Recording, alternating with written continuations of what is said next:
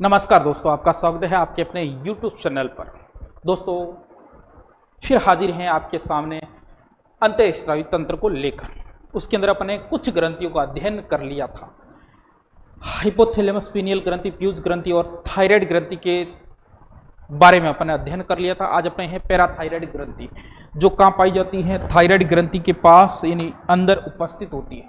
ये मान लो अपने कल पढ़ा था थायराइड ग्रंथि है दोस्तों, वो किस आकार की है? एच आकार की ग्रंथि होती है। इस ग्रंथि के अंदर ये ग्रंथि पाई जाती है। कौन सी? पैराथायराइड ग्रंथि पाई जाती है। इस ग्रंथि के अंदर ही इस प्रकार से पैराथायराइड ग्रंथि पाई जाती है। और ये संख्या के अंदर बात करें दोस्तों तो कितनी होती है? 4 से 6 यानी 2 से 3 जोड़ी होती है। कौन सी? पैराथायराइड ग्रंथि होती है। और ये थायराइड ग्रंथि के पीछे या इसके अंदर उपस्थित होती है। ये एक शरीर की एकमात्र ग्रंथि है जो ग्रंथि के अंदर ग्रंथि पाई जाती है। कौन सी? पैराथायराइड। आपसे प्रश्न आ जाए कि इस शरीर की एकमात्र ग्रंथि जो ग्रंथि के अंदर ग्रंथि पाई जाती है पैराथायराइड, किसके अंदर पाई जाती है? थायराइड ग्रंथि के अंदर पाई जाती है, जो संख्या के अंदर 4 से 6 होती है। यानी पहला पॉइंट है, ये ग्रंथि थायराइड ग्रंथि के अंदर पाई जाती है। दूसरे पॉइंट के अंदर अपन बात करें दोस्तों तो दूसरा पॉइंट है, इस ग्रंथि के द्वारा स्त्रावित हार्मोन है वो कौन सा है? पैराथायरॉयड नामक हार्मोन स्त्रावित करती हैं। यानी पैराथायरॉयड कह सकते हो या इस हार्मोन को आप कह सकते हो पैराथार्मोन। कौन सा कह सकते हो? पैराथार्मोन, या कह सकते हो पीटीएस हार्मोन। कौन सा हार्मोन कहा जा सकता है? पीटीएस हार्मोन भी कहा जाता है। ये क्या करता है? रक्त में कैल्शियम की मात्रा का नियमन करता है। रक्त के अंदर कैल्शियम की मात्रा का निर्धारण करने का काम करता है। मैं आपको एक कल भी बात बताई थी, मैं आप बता देता हूँ। कैल्शियम है दोस्तों, ये कैल्शियम कहाँ कहाँ पाया जाता है और क्या क्या कार्य करता है? यदि ये कैल्शियम कहाँ पाया जाता है? अस्थियों में। अस्थियों में कैल्शियम पाया जाता है तो इसका काम होगा हड्डियों को यानी अस्थियों को मजबूती प्रदान करना, मजबूती प्रदान करने का कार्य होता है। कहाँ पाया जाता है? यदि ये हड्डियों के अंदर पाया जाता है तो हड्डियों को मजबूती प्रदान करना। यदि ये ही कैल्शियम कहाँ पाया जाता है? रक्त में पाया जाता है तो इसका काम होता है रक्त का थक्का बनाना, रक्त का थक्का बनाने का काम। यही कहाँ पाया जाता है? मांसपेशियों में पाया जाता है, मांसपेशियों में। तो इसका काम होता है मांसपेशियों को गति प्रदान करना। कैल्शियम यदि हड्डियों में है तो उसको हड्डियों को मजबूती प्रदान करेगा। और यदि कहाँ पाया जाता है? रक्त में, तो रक्त का यानी घाव लगेगा, कोई चोट लगती है तो रक्त का थक्का बनाने में सहायक होता है। मांसपेशियों में कैल्शियम का काम होता है मांसपेशियों को गति प्रदान करना। कल अपन एक हार्मोन पढ़ा था, आपको याद हो तो, कौन सा? Thyrocalcitonin hormone. उस हार्मोन का नाम क्या था? थायरोकैल्सिटोनिन हार्मोन यानी TCH हार्मोन। इसका काम क्या था? इसका काम था दोस्तों रक्त में से कैल्शियम का अवशोषण करके कहाँ पहुंचाना? हड्डियों तक। रक्त में से कैल्शियम को कहाँ पहुंचाना? हड्डियों तक। कौन सा हार्मोन पहुंचाने का काम करता था? TCH। आज अपने पास हार्मोन है कौन सा? पैराथायराइड, या इसे कहते हैं पैराथार्मोन या PTS। इसका काम होता है हड्डियों में से जो कैल्शियम है, इस कैल्शियम को रक्त के अंदर पहुंचाने का काम होता है किसका? TCH hormone. 2 हार्मोन याद रखना, एक तो कौन सा है अपने पास? TCS, और एक कौन सा है अपने पास? हार्मोन है PTS। तो ये तो काम होता है वो किसका होता है दोस्तों? PTS का होता है। रक्त में से हड्डियों तक कैल्शियम का लाना PTS का होता है। और रक्त में से हड्डियों तक लाने का काम किसका होता है? TCS का होता है। हड्डियों से कैल्शियम को रक्त में लाने का काम होता है किसका? PTS का, यानी पैराथार्मो या पैराथायराइड हार्मोन का काम होता है। इस हार्मोन की कमी से कौन से hormone? PTH hormone. PTH hormone यानी पैराथार्मोन हार्मोन की कमी से मांसपेशियों में ऐंठन, जकड़न व कंपन होने लगती है। इस हार्मोन की क्या हो जाएगी? कमी हो जाएगी। इस हार्मोन की कमी होगी तो क्या होगा ये मुझे बताओ। कैल्शियम की मात्रा हड्डियों में बढ़ेगी या कम होगी। इस हार्मोन का काम क्या होता है, मैंने आपको बता दिया। इस हार्मोन का काम होता है रक्त में, हड्डियों में से कैल्शियम को अवशोषण करके कहां पहुंचाना, रक्त में पहुंचाने का काम होता है। इस हार्मोन की कमी होगी तो हड्डियों के अंदर कैल्शियम की मात्रा बढ़ेगी या कम होगी। सिंपल सी बात है, कैल्शियम की मात्रा क्या हो जाएगी, बढ़ जाएगी, क्योंकि यही है, ये कैल्शियम को कहां ला रहा है, रक्त के अंदर ला रहा है, कैल्शियम को रक्त के अंदर ला रहा है। अगर इसकी कमी हो जाएगी, हार्मोन कम स्रावित होगा तो कैल्शियम को रक्त में लाने की नौबत आ जाएगी। तो इस प्रकार हड्डियों के अंदर कैल्शियम की मात्रा अधिक होगी तो क्या आ जाएगा, ऐंठन, जकड़न या क्या हो जाएगी, कंपन होना शुरू हो जाएगी। इस प्रकार का जो रोग होता है उससे क्या कहा जाता है दोस्तों, टिटेनी रोग कहा जाता है। क्या कहा जाता है, टिटेनी रोग हो जाता है। अब प्रश्न यूं बन सकता है, टिटेनी रोग से ग्रसित व्यक्ति की हड्डियों में किसकी कमी होती है। सिंपल सी बात है, अगर हार्मोन आ जाए तो हार्मोन कौन सा हो जाएगा, पीटीएस। यदि मान लो हार्मोन नहीं आए और आपको कुछ तत्व दे दे, जैसे कैल्शियम है, आयरन दे दिया जाए या पोटेशियम, जो भी दे दिया जाए, तो कौन सा हो जाएगा, कैल्शियम हो जाएगा। इस पैराथायराइड हार्मोन की अधिकता से यदि इसका स्त्राव अधिक होगा तो क्या हो जाएगा, हड्डियों के अंदर कैल्शियम की क्या हो जाएगी दोस्तों, कमी हो जाएगी। और क्योंकि अधिक होगा तो हड्डियों से कैल्शियम का अवशोषण करके कहां पहुंचा दिया जाएगा, रक्त के अंदर पहुंचा दिया जाएगा। तो रक्त में तो कैल्शियम अधिक हो जाएगा, लेकिन क्या हो जाएगा, हड्डियों में कम हो जाएगा। और हड्डियों में कम होने के कारण हड्डियां कैसी हो जाएगी, हड्डियां में कैल्शियम की कमी होने लगती हैं, जिससे हड्डियां कमजोर, पतली व छिद्रित हो जाएगी।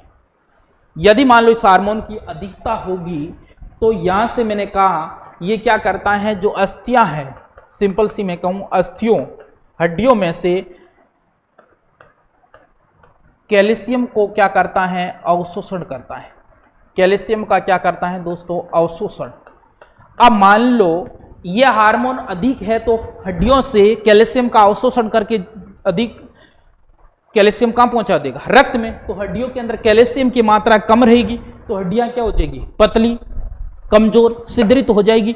और इसे अपन क्या कहते हैं, ऑस्टियोपोरोसिस रोग कहा जाता है। क्या कहा जाता है, ऑस्टियोपोरोसिस रोग। आपने सुना होगा दोस्तों, हड्डियों का निर्माण होता है वो किससे होता है, कैल्शियम से। जैसे अपने कभी घाव लगे हैं या हड्डी टूट गई, हड्डी टूटने पर अपन को डॉक्टर कौन सी किसकी सलाह देते खाने के लिए, कैल्शियम युक्त भोजन खाने के लिए अपन को बोला जाता है, या कैल्शियम युक्त अपन को टैबलेट देता है कौन, डॉक्टर, क्योंकि कैल्शियम से हड्डियां बनती हैं।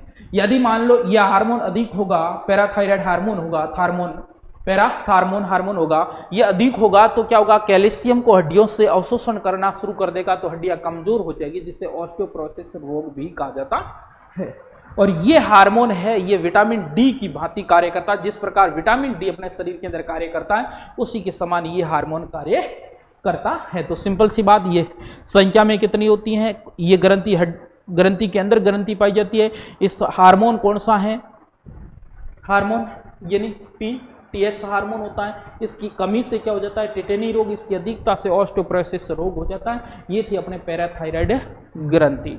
अगली ग्रंथि आती है अपने उसके बाद, यहाँ ग्रंथि हृदय के पास होती है, थाइमस ग्रंथि। तो थाइमस ग्रंथि के बारे में अपन देखते हैं।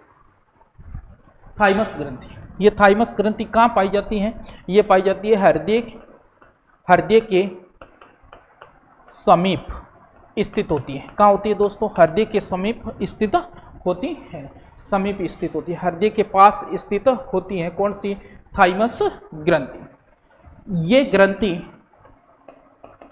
ये ग्रंथि बचपन से युवा अवस्था तक अत्यधिक सक्रिय होती है।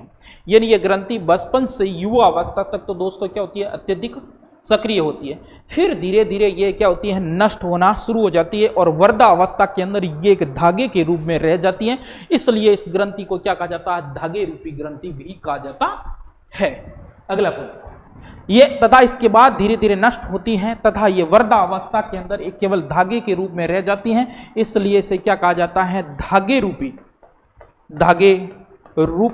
ग्रंथि भी कहा जाता है। क्या कहा जाता है दोस्तों, धागे रूपी ग्रंथि कहा जाता है। प्रश्न आता है धागे रूपी ग्रंथि किससे कहा जाता है, हाइपोथैलेमस पीयूष ग्रंथि, अग्नाशय ग्रंथि और थाइमस ग्रंथि। तो कौन सी हो जाएगी, थाइमस ग्रंथि हो जाएगी। इस ग्रंथि से थाइमोसिन हार्मोन का स्त्राव होता है। कौन से हार्मोन का स्त्राव होता है? Thymosin hormone. दोस्तों कौन सा हार्मोन? थाइमोसिन हार्मोन का स्त्राव होता है। यह हार्मोन क्या काम करता है? शरीर में टी लिम्फोसाइट या टी सेल को बढ़ाकर शरीर के प्रतिरक्षी तंत्र में सहायक होता है। यानी कहने का मतलब यह ग्रंथि होगी, इस ग्रंथि के द्वारा कौन सा हार्मोन निकलता है? नाम याद रखना, थाइमोसिन। कौन सा हार्मोन है दोस्तों? थाइमोसिन हार्मोन है। Thymosin hormone. थाइमोसिन हार्मोन का काम होता है क्या? प्रतिरक्षी तंत्र को मजबूत करना। प्रतिरक्षी तंत्र को मजबूत करना किसका काम होता है? थाइमस ग्रंथि। और प्रतिरक्षी तंत्र के अंदर भी कौन सी कोशिका का, कौन से WBC का निर्माण करता है? ये थाइमस ग्रंथि करती है। ये वो कौन सी है? T lymphocyte.